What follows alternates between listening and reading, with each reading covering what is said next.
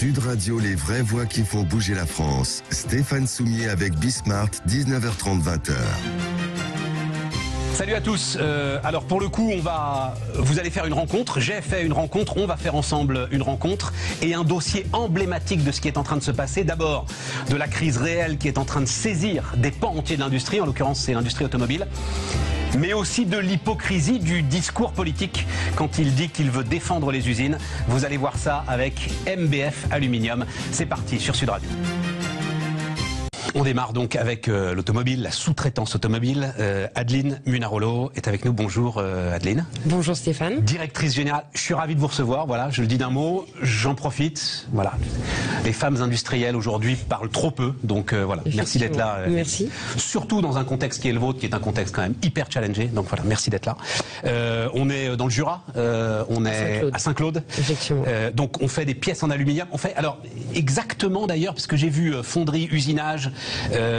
Carter de mécanisme de moteur, c'est ça? Exactement, on fait principalement des carters d'embrayage, carters mécaniques. Donc en fait, c'est le composant qui permet de faire l'étanchéité du système de boîte de vitesse pour l'automobile et donc de protéger le système. D'accord. Et ça, il faut une expertise particulière sur... Effectivement, c'est extrêmement technique. On est sur des pièces qui font jusqu'à 8 kg et on est au micromètre sur le détail, puisque en fait les constructeurs prennent les pièces, ils les mettent dans le véhicule, un coup de vis et c'est censé être parfait, nickel, voilà, et tenir. On est au cœur de la transition automobile en ce moment avec ces pièces-là. Dites-moi pourquoi.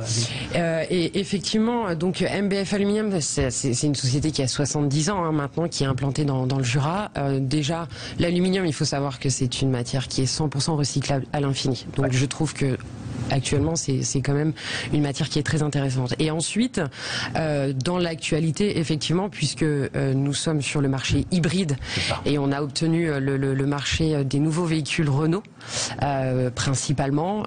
Donc aujourd'hui, on est dans l'actualité et on est en pourparlers sur des pièces de moteurs électriques. Ça veut dire que vous avez fait vous-même, parce que c'est un énorme sujet pour la filière automobile aujourd'hui, sortir, mais sortir à quel rythme, à quelle vitesse, en fait, personne n'en sait rien.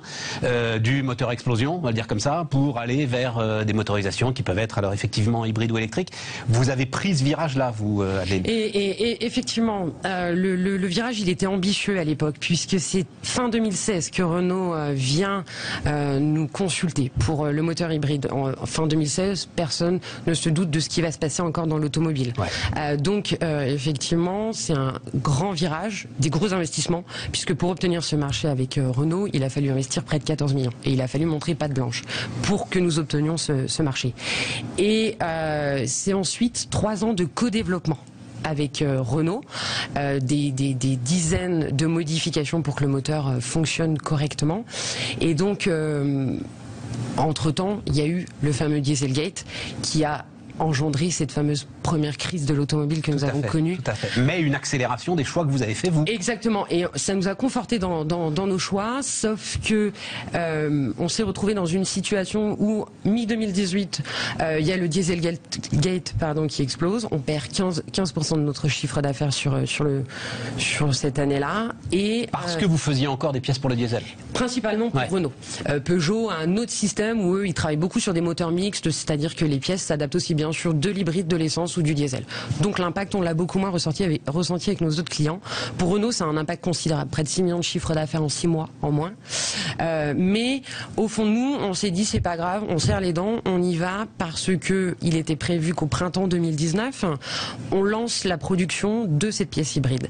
Et en fait, les choses, elles se sont pas du tout passées comme ça, parce que, parce que printemps 2019, on sait tous ce qui s'est passé, quoi. Oui et non. En fait, Renault s'est effondré. Et Renault n'arrivait pas à faire rouler le véhicule. Ouais. Et donc là, pour nous, ça commence à devenir compliqué. Parce que on a ces investissements qui ont été faits, près de 14 millions, pour une société qui... J'ai vu passer des presses de 2000 tonnes, c'est ça? Effectivement, on a été... Parce que je veux incarner ça, moi, l'industrie, c'est ça aussi quand même, c'est une espèce de puissance. Et effectivement, MBF Aluminium, c'est une trentaine de presses qui vont de 400 tonnes à 2000 tonnes. Aujourd'hui, 2000 tonnes, il faut vous dire qu'on a aménagé un hall qui fait à peu peu près 100 mètres de long sur 30 mètres de large pour pouvoir accueillir cette presse. Pour une machine. Pour une machine. Oh. Et c'est effectivement une force de pression de 2000 tonnes. Donc un moule, pour sortir une pièce qui va être à peu près grosse comme ceci et qui fait 8 kilos, c'est un moule qui fait 4 mètres sur 5 mètres. Donc effectivement, il faut avoir une certaine force de pression. Et c'est tout un système. Et donc là, vous êtes pris à revers. Effectivement, on est pris à revers. Et ensuite doublement pris à revers par la crise Covid. Oui. Effectivement, donc c'est pour ça que nous, mon passé professionnel, avant que je prenne la direction générale de MBF Aluminium en 2020, j'étais dans le monde du consulting restructuration. Ah non mais attendez, je pensais y venir un peu plus tard. Mais vous êtes, enfin c'est même incroyable, c'est-à-dire ancienne consultante chez Mazars sur l'optimisation du BFR, besoin en fonds de roulement les amis, la trésorerie, master 2 en trésorerie d'entreprise à la Sorbonne. Exactement, tout à fait. J'ai fait mes premières classes. Donc moi, pour le coup, je suis content si je suis salarié d'MBF Aluminium d'avoir quelqu'un comme ça à la tête de la boîte en ce moment, on va dire. Voilà. Et surtout que j'ai fait mes premières classes chez Ernst & Young pendant 5 ans en restructuration. Donc du coup, c'est vrai que le monde, en plus, vous avez la totale. Le monde de la restructuration, du changement, c'est mon métier et c'est ce que j'aime le plus. Et c'est ce qui m'a motivé sur le projet MBF Aluminium, parce que quitter Paris pour venir à Saint-Claude, c'est aussi un challenge personnel. Mais pour le coup, je trouvais justement cette industrie, l'outil industriel, le savoir-faire. Il y a un savoir-faire technique énorme. MBF, c'est quand même pendant 4 ans best plan pour PSA et best of the best. Donc c'est ça qui m'a motivé dans le challenge. Et aujourd'hui, je le regrette pas du tout, même si on rencontre de fortes difficultés. Et c'est dans ce cadre-là que, quand en 2019, je vois qu'une nouvelle fois, un constructeur, et pour ne pas citer Renault, ne respecte pas ses engagements. Mais il ne respecte pas, il ne peut pas les respecter, Adeline. Enfin, vous avez bien vu ce qui s'est passé. Mais enfin, sur le moteur hybride, la boîte pardon de le dire comme ça quand on parle de moteur, mais la boîte a explosé. Les gars savent plus où ils habitent. Et visiblement, ils sont en train de retrouver un tout petit peu de stratégie. Ça a pris un certain temps, mais en attendant, on a demandé à MBF Aluminium, mais qui est le cas de beaucoup de sous-traitants en France, on leur a demandé de porter financièrement les problématiques de Renault finalement, parce que on nous a demandé de nous engager financièrement et que les volumes ne sont pas venus. Et c'est pour ça que c'est tout le sujet aussi de la filière aéronautique. C'est tout le sujet. C'est le problème de l'industrie en France quand il y a des donneurs d'ordre qui sont réduits et qu'il y a une sous-traitance qui est Alors multiple. Je veux qu'on parle de ça, Adeline, parce que vous l'avez accepté. On l'a accepté. À un moment, et alors pour le coup et vous en savez plus que moi et beaucoup plus que moi, à un moment, le chef d'entreprise doit se dire, est-ce que j'ai les fonds propres suffisants?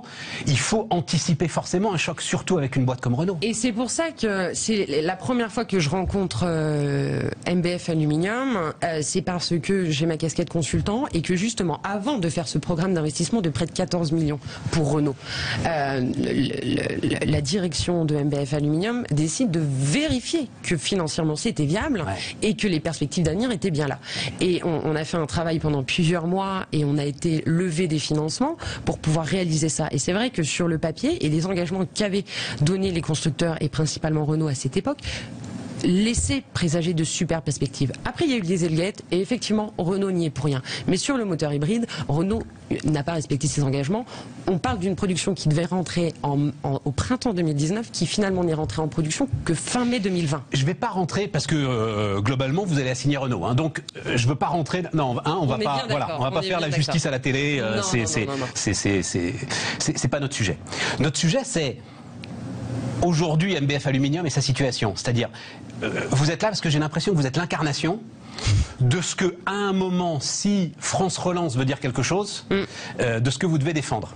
Or, est-ce qu'on peut en parler ou... Oui, on peut en parler. On peut en parler. Parce qu'en gros, les syndicats de l'entreprise, MBF Aluminium, avec lesquels vous êtes en dialogue permanent, ont sorti une note de la DGE, Délégation Générale des Entreprises, laissant entendre qu'en fait, pour vous, la solution, c'était de licencier la moitié du personnel. Et ça, j'ai bien cru comprendre que ça vous avait mis hors de vous. Effectivement.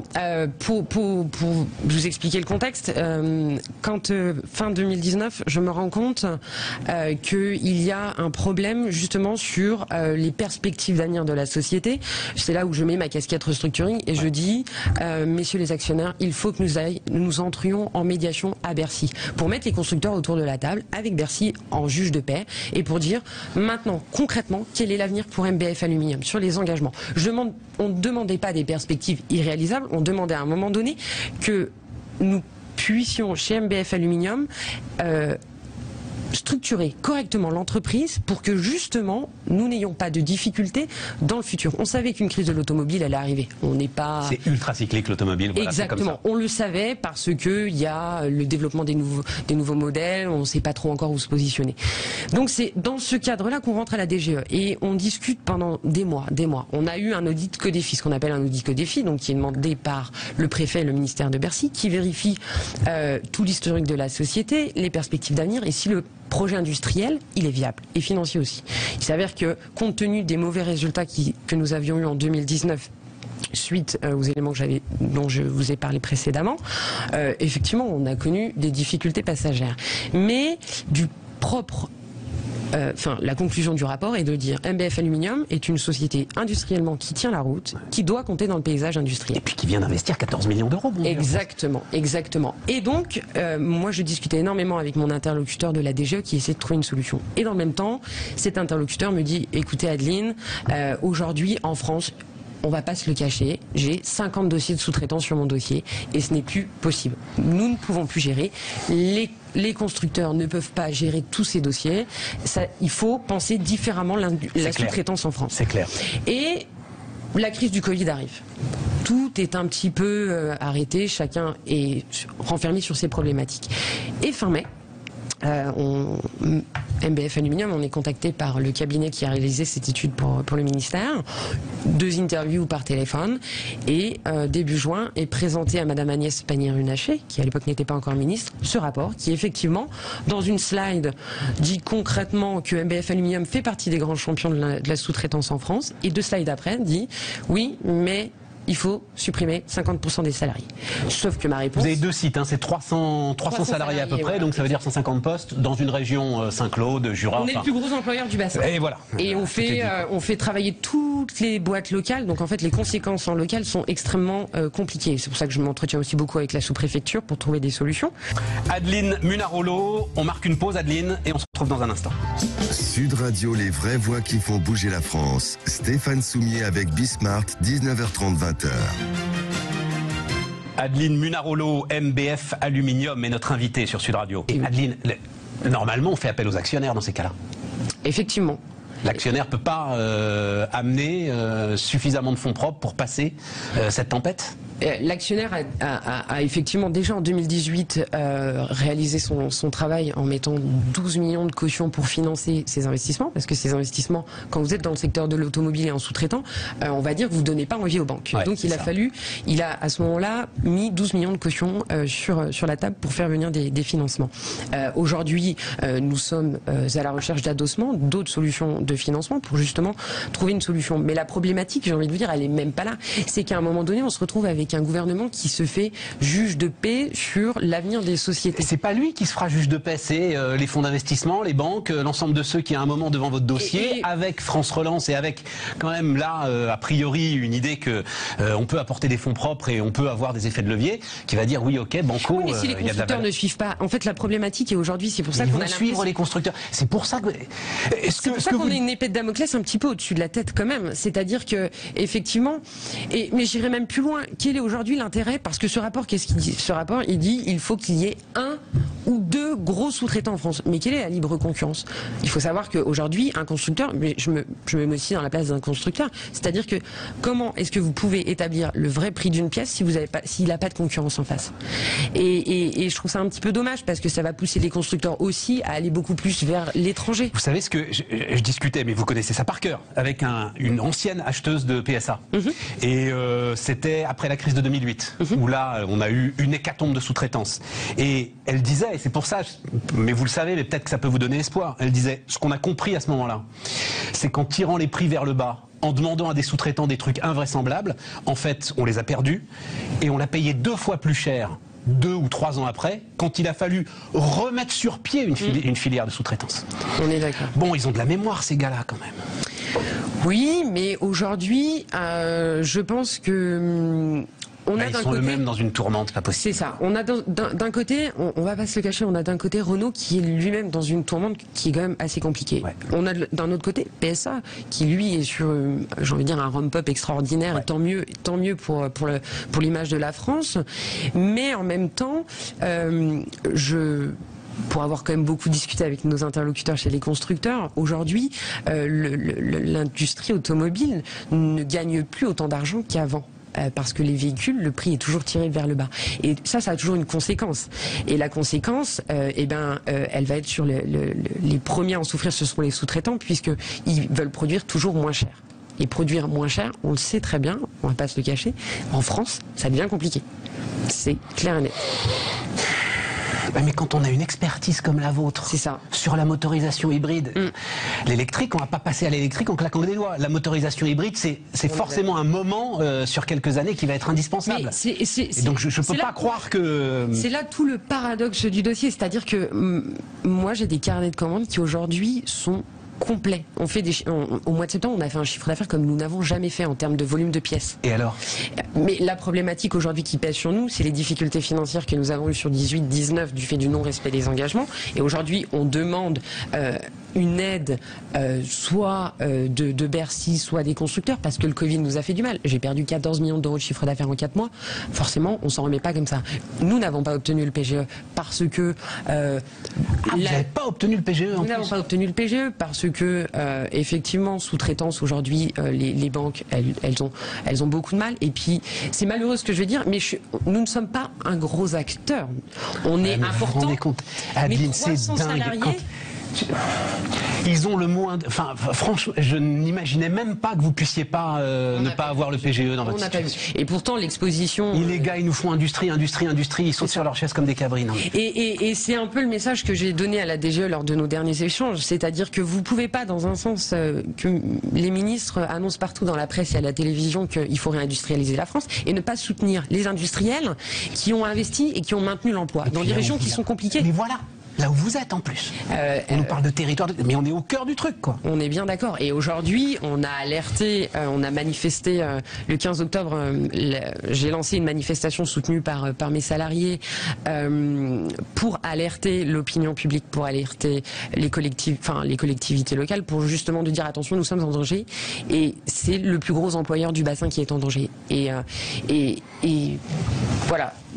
Aujourd'hui, c'est 300 familles qui sont directement impactées et des centaines d'autres indirectement. Oui, mais ça c'est une chose. Mais elles le sont sur une technologie d'avenir, après 14 millions d'euros d'investissement et à la tête une spécialiste du BFR quand même. Effectivement. Ça va le faire, ça va le faire. Dossier emblématique, Adeline Munarolo, MBF Aluminium, on était à Saint-Claude. On se retrouve demain sur Sud Radio.